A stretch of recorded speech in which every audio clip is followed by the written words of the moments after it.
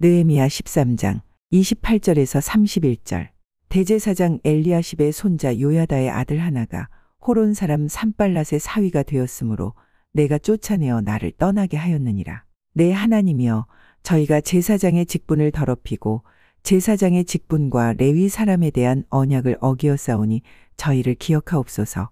이와 같이 저희로 이방 사람을 떠나게 하여 깨끗하게 하고 또 제사장과 레위 사람의 반열을 세워 각각 그 일을 맡게 하고 또 정한 기한에 나무와 처음 익은 것을 드리게 하였사오니 내 하나님이여, 나를 기억하사 복을 주옵소서. 하나님, 우리를 기억하시옵소서 라는 제목으로 은혜를 나누고자 합니다. 누군가가 우리를 기억한다는 것은 참 행복한 일이죠. 특별히 나를 보호하시고 나를 인도하시고 나의 삶을 주장하시는 하나님이 우리를 기억하신다는 것은 이 세상의 그 어떠한 것보다도 가장 귀한 그런 축복이 아닌가 이렇게 생각을 하게 됩니다. 기억한다는 것은 무슨 의미를 가지고 있냐면은 마음에 두고 있다라는 그런 의미죠. 그 사람을 꼭 마음에 하나님이 또 사람이 두고 있다는 것입니다. 또 반면에 우리를 나쁘게 기억하는 사람들도 있겠죠. 그래서 그 나쁜 기억을 두고두고 곱씹어 그 사람 볼 때마다 감정과 또 여러 가지 좋지 않은 행실이 드러나게 되겠죠. 그래서 우리를 어떻게 기억하는가, 동시에 우리 각자가 우리 주변에 있는 사람들을 어떻게 기억하는가, 이것은 대단히 중요한 그런 우리 마음의 감정이라 할 수가 있습니다. 성경에는 하나님이 우리를 기억하신다라는 단어가 자주 등장합니다. 여기 기억하다라는 이 말씀은 히브리어로 자카르라는 단어입니다. 상기한다라는 그런 의미를 가지고 있죠. 또 생각한다, 마음에 두다, 이런 뜻을 가지고 있습니다. 그래서 오늘 이 기억한다라는 의미를 가지고 하나님이 기억하시는 것과 관련해서 두 가지로 한번 은혜를 나누고자 합니다. 첫 번째로, 우리를 향한 하나님의 기억은 우리를 구원하는 힘이 된다는 것입니다. 우리를 향한 하나님의 기억은 우리를 구원하시는 힘이 된다. 성경에 보면은 하나님이 기억하심으로 말미암아 위대한 구원의 역사를 이룬 사건이 많이 있습니다. 그 중에 하나가 이 출애굽 사건이죠. 출애굽기 2장 23절과 25절 말씀 보면은 이렇게 기록하고 있습니다. 여러 해 후에 애굽 왕은 죽었고 이스라엘 자손은 고역으로 인하여 탄식하며 부르짖으니 그 고역으로 인하여 부르짖는 소리가 하나님께 상달한지라. 하나님이 그 고통 소리를 들으시고 아브라함과 이삭과 야곱에게 세운 그 언약을 기억하사 이스라엘 자손을 건념하셨더라. 이것이 출애굽기 2장 23절과 25절에 기록되어 있는 말씀입니다. 이스라엘 백성이 그들이 430년 동안 애굽의 종살이가 얼마나 비참하고 얼마나 고통스러운지, 이방 민족 속에서 학대와 고역, 또 생활의 괴로움, 끊임없이 반복되는 흙을 비비고 또 그것을 굽고 농사를 짓는 이중삼중의 중노동에 시달린 그 환경이 애굽의 430년의 기간이었습니다. 1년도 아니고 2년도 아니고 또 10년도 아닌 430년의 기간이니 그들은 아마 그의 할아버지, 아버지, 또 자신들, 그리고 그 후손들까지 그 생활에서 벗어나지 못하고 끊임없이 고통과 절망의 삶을 살았을 것입니다. 세월이 계속되는 동안 이 상황이 회복될 가능성이 전혀 없었던 거죠. 그래서 이스라엘 백성이 얼마나 고통스러운지 23절에 그 고역으로 인해서 탄식하며 하나님께 부르짖었다. 이 부르짖는 소리가 얼마나 크고 얼마나 간절한지 하나님께 그 소리가 상달되었다라고 말씀하고 있습니다. 여기 부르짖는다라는 것은 무슨 소리겠습니까? 막다른 상황에 부딪혀서 외치는 절규와 가까운 그런 소리인 것이죠. 고통 가운데 처절하게 우러나오는 그런 음성인 것이죠. 그런데 하나님이 그 음성을 들으시는데 그 음성과 동시에 무엇을 기억하셨냐면은 하나님이 그의 조상 아브라함과 이삭과 야곱과 맺은 언약을 기억하사 하나님이 그들을 그 고통 가운데서 끄집어내었다라고 이렇게 말씀하고 있습니다. 여기 들으신다라는 이 말씀은 단순히 듣는 그런 상태만을 가리키는 것이 아니라 그 들은 바에 대한 정확한 판단과 실행 여부까지 포함되어 있는 의미를 가리키고 있는 것이 들으신다라는 의미인 것입니다. 내가 어떻게 도와주지? 내가 어떻게 저들을 이끌어내지? 라는 구체적인 방법이 포함되어 있다는 것입니다. 이 말씀은 하나님께서 이스라엘 백성들의 일거수일투족을 감찰하고 계시고 그리고 그들의 삶, 그들의 생활을 어떻게 회복시킬 것인가라는 그런 구체적인 내용까지 포함되고 있는 것을 얘기하고 있는 것이죠. 특별히 우리 여기서 관심을 가져야 되는 말씀이 하나님께서 언약을 기억한다라고 말씀하셨습니다. 그러니까 이 말씀은 무슨 의미인가 하면은 잃어버린 사실을 다시 회상하는 그것이 아니라 하나님은 끊임없이 마음에 이스라엘 백성에 대한 생각을 하고 있었다는 것을 우리에게 말씀하고 있는 것입니다. 우리는 어떠한 약속을 맺거나 인간관계 속에서 지내다 보면 잊어버릴 때가 있고 또 우리의 분주한 삶 때문에 약속한 것도 내가 망각할 때가 많이 있죠. 그런데 하나님은 그렇지 않다는 것입니다. 하나님은 아무리 세상 역사가 순식간에 수없이 많은 일이 벌어진다 할지라도 하나님은 하나님이 맺은 언약을 늘 마음에 염두에 두고 있다는 사실을 우리에게 가르쳐주고 있는 메시지가 언약을 기억하사 이 말씀인 거예요. 잊어버렸다가 누가 얘기하니까 이게 아니라는 것입니다. 하나님이 언약을 하셨을 경우에는 그 언약을 성취하시기 위해서 때를 기다리시고 시간을 기다리시고 또 그 언약을 성취하는 사람들을 하나님이 훈련시키는 그런 과정을 통해서 하나님이 적시에 하나님의 그 언약을 이루어 주신다라는 것을 우리에게 말씀하고 있는 것입니다. 세월이 흐르고 시간이 흘렀지만은 모든 사람들 머릿속에 마음에서 잊어버린 것 같죠. 그러나 하나님은 여전히 언약한 것을 기억하고 있고 마음에 담고 있다는 것입니다. 그리고 하나님이 정한 때를 기다리신 것이죠. 아담이 범죄한 이후로 얼마나 많은 사람들이 죄와 사망의 권세에서 벗어나기 위해서 고통, 눈물, 한숨, 울부짖는 사건이 얼마나 많이 있었습니까?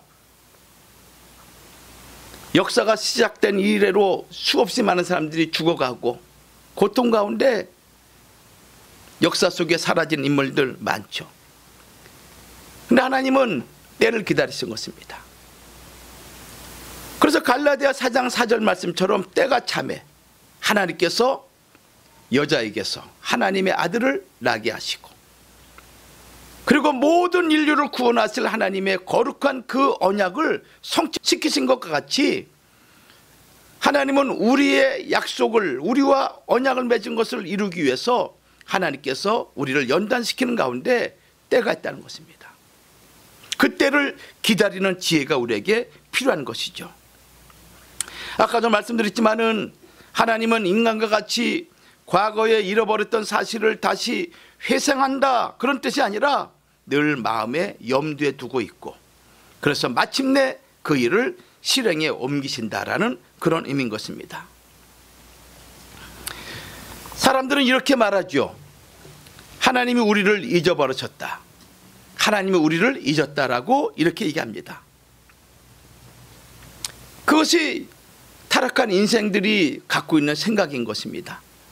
내가 원하고 내가 구한 것이 당장 이루어지지 않고 또 여전히 그 문제가 남아있을 경우에 우리는 그런 얘기를 하게 됩니다. 하나님이 나를 잊어버린 거 아닌가? 과연 하나님은 계신가? 라는 생각을 갖게 되죠.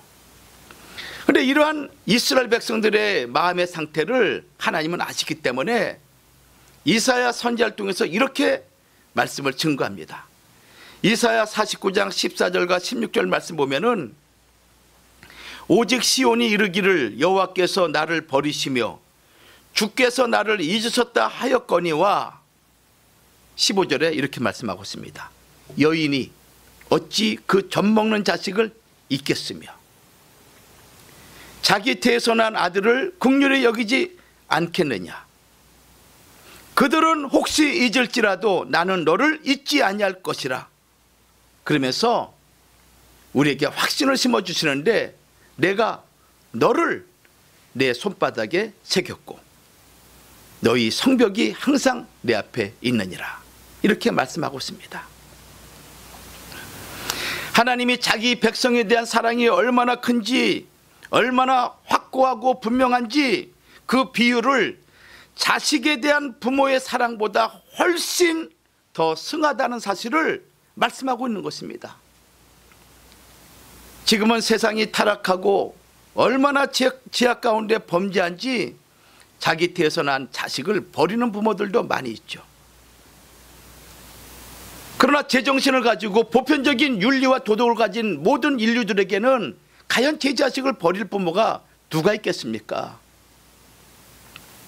자기가 죽을지언정 자식을 살리는 것이 사람의 인지상정인데, 그래서 하나님 말씀하기를 하나님의 사랑을 내가 어떻게 표현할 것인가 라는 그 비유를 자기 태에서 난 자식을 누가 있겠느냐, 그 어미가 있겠느냐, 여인이 어찌 그 젖먹는 자식을 잊을 수 있겠느냐, 이렇게 반문하시면서 내가 너희를 향한 하나님의 사랑이 이러하다는 것을 우리에게 말씀하고 있는 것입니다. 그러므로 내가 원하고 내가 바라는 것이 이루어진다 하지 않는다 할지라도 걱정하지 말고 기다리라. 왜? 나는 너를 항상 기억하고 있다. 순간 잊어버리고 누군가 얘기해 주면 기억나는 그런 존재가 아니라 하나님의 손바닥에 기록된 존재라는 것입니다. 손을 펼 때마다 그 이름이 있는 것입니다. 눈앞에 성벽과 같이 내가 아침에 눈을 뜨고 보면 그 성벽이 있는 것 같이 하나님 눈앞에 항상 있는 존재들이 언약을 맺은 하나님의 백성이라는 것입니다.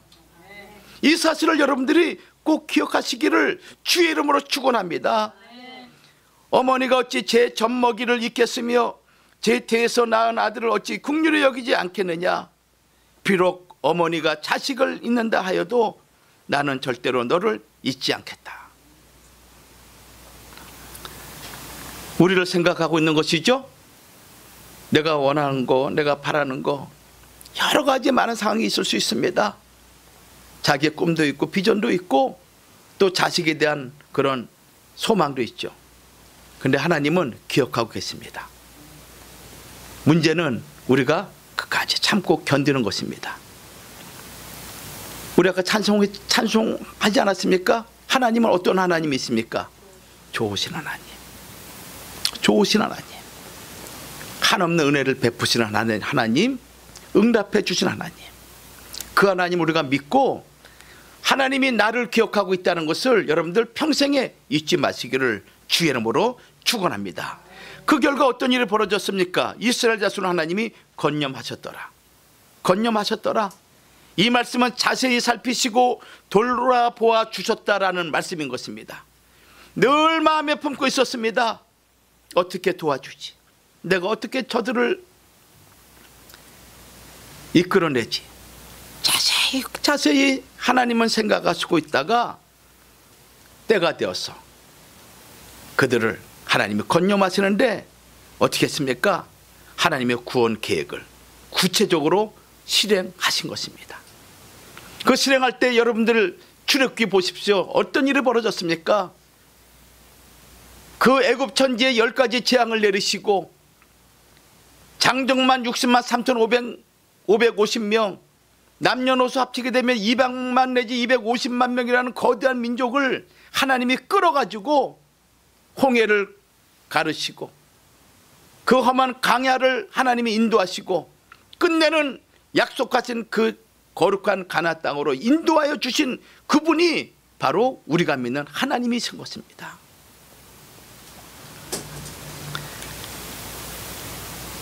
그렇기 때문에 하나님이 우리를 기억하셔서 우리를 생각하셔서 건념해 주시면은 여러분들 우리의 모든 소망이 주의 은혜 안에서 이루어질 줄 믿습니다. 또 두 번째 우리가 생각할 인물이 있죠. 개인적인 인물이죠. 여러분들 그 이스라엘 역사 가운데 위대한 그 개혁의 왕들이 많이 있었는데 그 중에 한 인물이 누군가 하면은 히스기야 왕이었습니다. 히스기야 왕이 불치의 병으로 죽게 되었을 때 하나님이 그를 기억하셔서 그의 불치의 병도 고치시고 그리고 그의 생명을 15년이나 하나님이 연장시켜 주신 사건이 이사야 38장 1절에서 3절 말씀과 동일한 내용이 열왕기하 20장 1절에서 3절에 기록되어 있습니다. 자, 우리 한번 찾아보죠. 이사야 38장 1절과 3절 말씀입니다. 시작. 그 즈음에 히스기야가 병들어 죽게 되니 아모스의 아들 선지자 이사야가 나와 그에게 이르되 여호와께서 이같이 말씀하시기를 너는 내 집에 유언하라. 내가 죽고 살지 못하리라 하셨나이다. 히스기야가 얼굴을 벽으로 향하고 여호와께 기도하여 가로되 여호와여 구하오니 내가 주의 앞에서 진실과 전심으로 행하며 주의 목전에서 성하게 행한 것을 추억하옵소서 하고 심히 통곡하니. 히스기야 왕이 불치병으로 죽게 되었습니다. 그래서 이사야 선지자가 이렇게 말씀하죠. 너는 너희 집에 너희 가족들에게 유언해라. 내가 이제 죽으니 살지 못한다. 이 말씀을 하라고 하나님께서 이사야 선지자를 통해서 히스기야에게 명령을 내려요. 마른 하늘에 벼락도 이것 같은 벼락이 있겠습니까? 청천벽력이죠. 그 얘기를 듣고 히스기야가 얼마나 충격을 받고 얼마나 놀랐는지 2절 말씀에 이렇게 기록되어 있죠. 얼굴을 벽으로 향하고 여호와께 기도하였다. 그러면서 그가 기도하기를 이런 내용으로 기도합니다. 하나님 구합니다. 내가 부족하고 연약하고 내가 하나님 앞에 범죄한 것이 왜 없겠습니까? 죄 없이 망한 자가 누가 있겠습니까? 하면서 하나님께 간구하죠. 그러면서 주 앞에 내가 진실과 전심으로 행하여 주의 목전에서 선하게 행하는 것을 기억하여 주옵소서. 이 기도를 합니다. 그러면서 심히 통곡한 거죠. 이 통곡이라는 것은 그냥 속으로 우는 그것이 아니죠. 그냥 소리를 내면서 처절하게 하나님께 울부짖는 거죠. 비탄의 울음이죠. 큰 소리로 울부짖는 것입니다. 그러면서 하나님 앞에 기도하기를 하나님 비록 실수와 그리고 허물이 많지만은 그래도 부족한 종이 하나님 앞에 전심과 진실로 기도하는 것을 기억하소서. 저를 용서해 주옵소서 하고 눈물 짓는 거예요. 히스기야가 이 기도를 하고 있을 때 이사야 선지자는 그 말을 통보하고 이제 나가고 있는 중이죠. 왕궁에서. 근데 하나님이 그 기도를 들으시고 히스기야를 생각하신 거예요. 그러면서 이사야 선지자를 멈추고 이사야야 이사야 돌아가서 얘기하라. 내가 너의 기도를 들었고 내 눈물을 보았노니 너를 낫게 하리라. 내가 3일 만에 여호와의 전에 올라가겠고 그리고 너의 생명을 15년이나 더하게 할 것이다. 이 말씀을 하게 된 거예요. 여러분들 여기서도 하나님이 무엇을 기억한 것입니까? 히스기야 왕을 기억한 거죠. 근데 그 하나님이 히스기야 왕을 기억하게 하게 된 결정적인 기도 내용이 무엇입니까? 하나님 앞에 내가 선하게 행한 것을, 내가 전심을 다해서 하나님의 일을 한 것을 기억하달라고 기도한 거예요. 하나님이 그것을 기억한 것입니다. 성도 여러분, 우리가 꼭 기억을 해야 될 것이 있습니다. 우리 인간에게 닥치는 수많은 어려움과 많은 우환들, 걱정들 있습니다. 그런데 모든 회복은 하나님의 기억하심으로 시작이 되는 것입니다.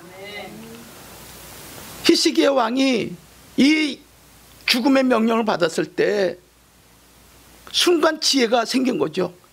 내가 하나님 앞에 전심을 다해서 진실되게 행한 것, 그것이 무엇입니까? 여호와의 율법을 올바르게 행하기 위해서 최선을 다한 것, 이것을 하나님 앞에 내놓을 수 있는 거예요. 우리가 예수를 믿고 하나님을 믿고 교회를 다닌다고 하지만은 위기를 만났을 때, 어려움 만났을 때 내가 하나님 앞에 내놓을 그 무엇인가 있어야 되지 않겠습니까?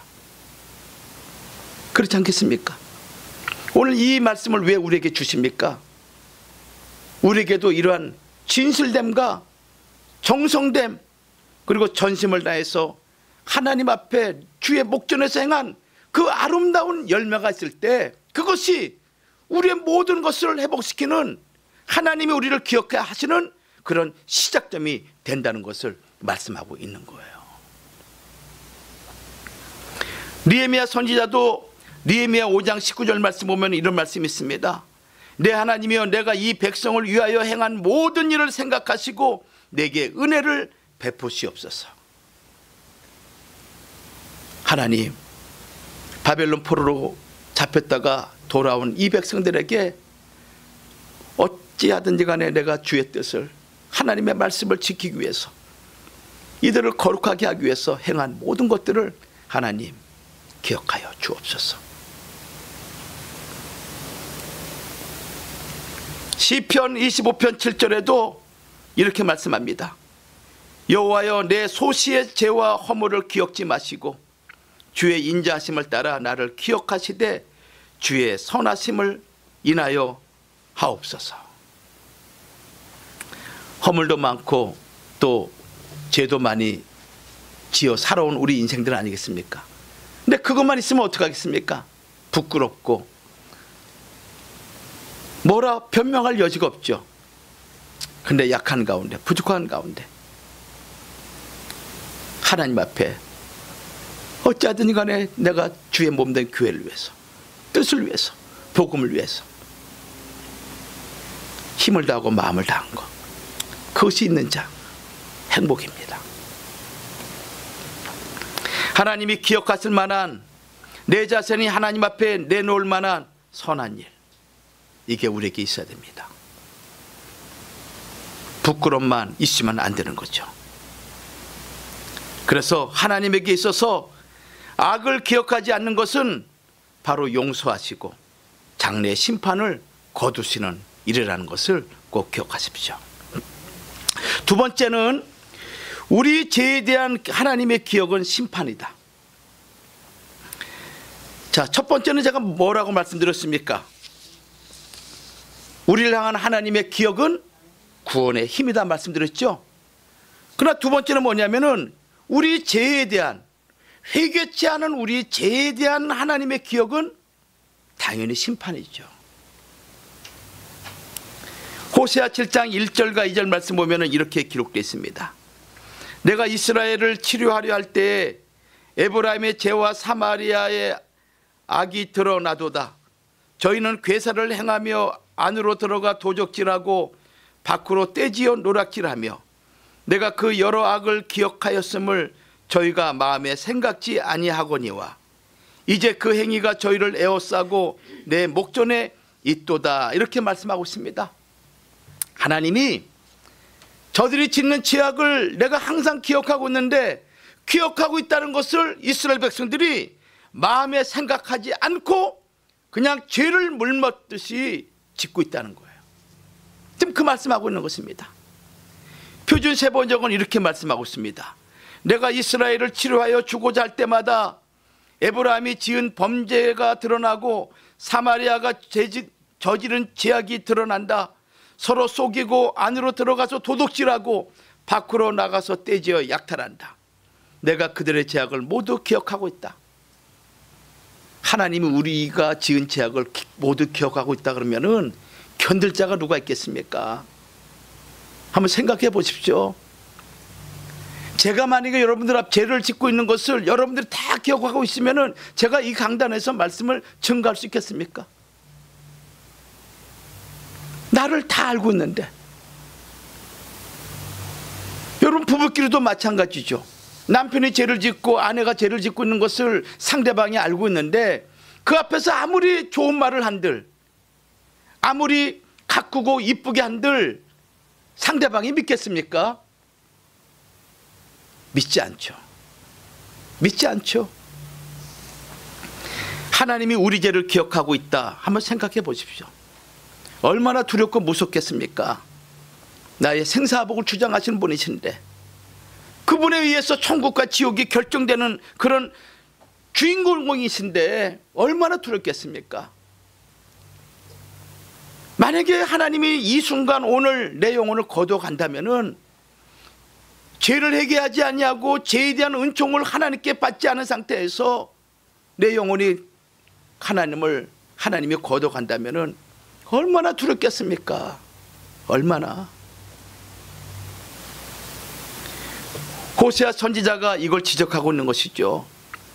이스라엘 백성이 개인적이고 또는 공동체적으로 지은 모든 악행들을 열거하면서 하나님이 기억하고 있다. 이 말씀하고 있는 것입니다. 그래서 시편 기자는 우리의 죄를 기억하시는 하나님이 얼마나 두렵고 무서운 존재인지 이렇게 고백하고 있는 거예요. 시편 79편 8절과 9절 말씀 보면은 한번 찾아볼게요. 시편 78편 9절과 8절과 9절 말씀. 자, 시작. 우리 열조의 죄악을 기억하여 우리에게 돌리지 마옵소서. 우리가 심히 천하게 되었사오니 주의 긍휼하심으로 속히 우리를 영접하소서. 우리 구원의 하나님이여, 주의 이름의 영광을 위하여 우리를 도우시며 주의 이름을 위하여 우리를 건지시며 우리 죄를 사하소서. 우리 열조의 죄악을 기억하지 마옵시고 그 죄악을 우리에게 돌리지 말라고 지금 시편 기자가 하나님 앞에 기도하고 있지 않습니까? 만약에 그 죄악을 하나님이 기억하시게 된다면은 우리는 죄 가운데 죽을 수밖에 없다는 것을 이 시편 기자는 너무나 잘 알고 있었습니다.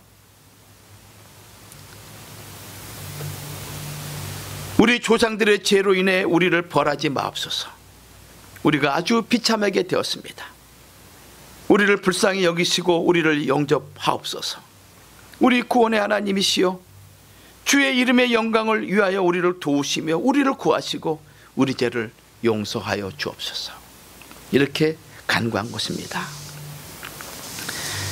여러분들 죄가 있으면은, 그리고 그 죄를 기억하시는 하나님이 우리를 어떻게 하겠습니까? 심판하겠죠. 얼마나 무섭겠습니까?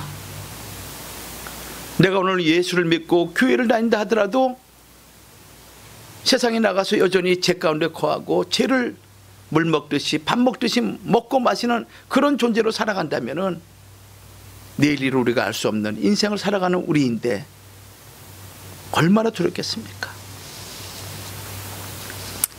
그래서 죄를 기억하시는 하나님은 심판뿐이다. 이걸 꼭 기억하십시오. 사도 요한도 주님 재림 직전에 바벨론과 이 세상을 심판하실 때 하나님께서 불의한 일을 기억하신다라고 말씀하시면서 내가 갑절로 갚아주겠다. 이것을 요한계시록 18장 5절과 6절에 말씀하고 있습니다. 제가 읽어보겠습니다.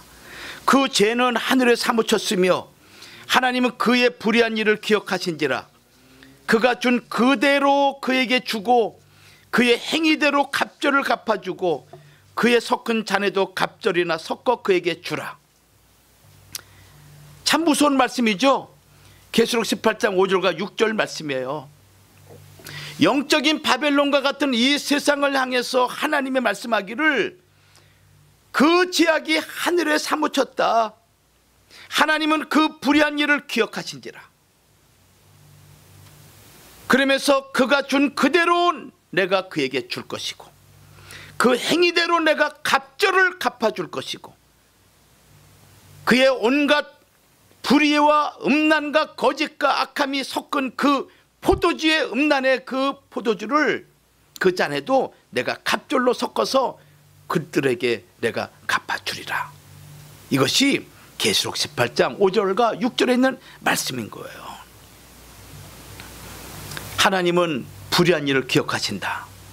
이걸 기억하십시오.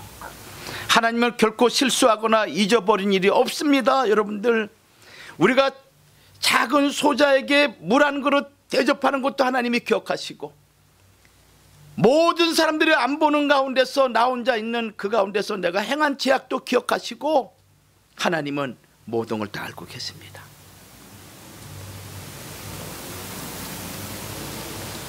의인이 잊어버림을 당하는 것 같죠? 절대 그런 일 없습니다. 여러분들이 행한 선한 일 하나님 모르는 것 같죠?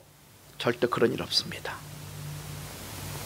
또 악인이 구원받는 일 있을 수 없는 것입니다. 여러분들, 있을 수 없는 것입니다. 예레미야 14장 10절에도 여호와께서 이 백성에 대하여 말씀하시되 그들이 어그러진 길을 사랑하여 그 발을 금하지 아니하므로 나 여호와가 그들을 받지 아니하고 이제 그들의 죄를 기억하고 그 죄를 벌하리라. 여러 곳에서 하나님 말씀하고 있는 거예요.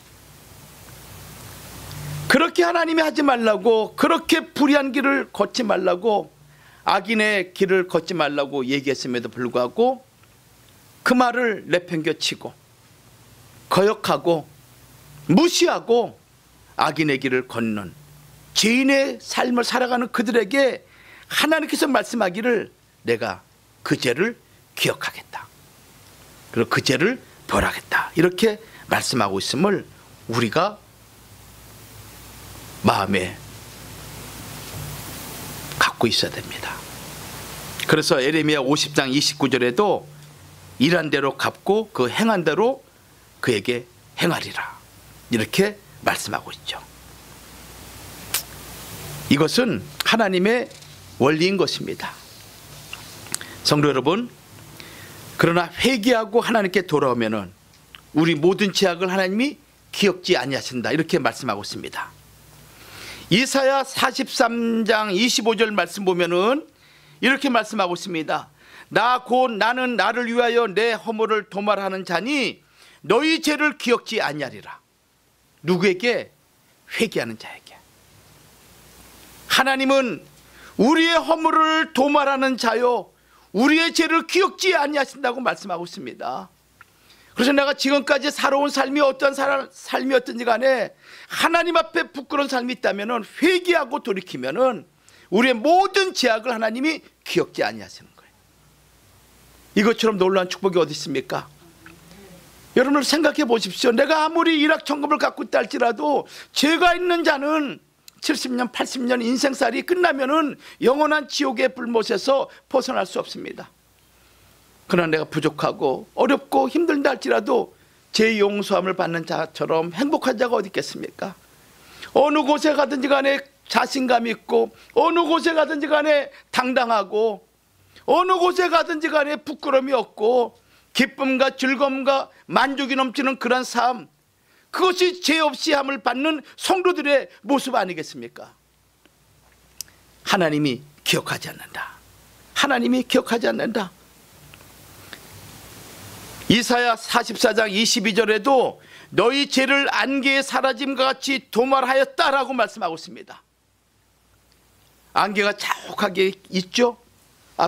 아침에 햇빛이 딱 뜨게 되면 순식간 사라지는 것 같이 우리의 죄악을 안개와 같이 하나님이 도말하신다. 또 시편 103편 10절과 12절 말씀 보면은 우리의 죄가를 우리에게서 멀리 옮기셨다라고 말씀하고 있습니다. 생각도 나지 않고 볼 수도 없고 찾을래야 찾을 수 없는 아주 멀리 하나님께서 어떻게 했습니까? 옮겨놓은 거야. 회개하는 자에게. 심지어 미가서 7장 18절과 19절 말씀 보면은 우리의 죄를 깊은 바닷속에 던져 놓았다라고 말씀하고 있습니다. 깊은 그 바닷속에 심해 속에 떠오르지 않도록 하나님께서 던져 놓았다고 미가서 7장 18절과 19절에 기록하고 있습니다.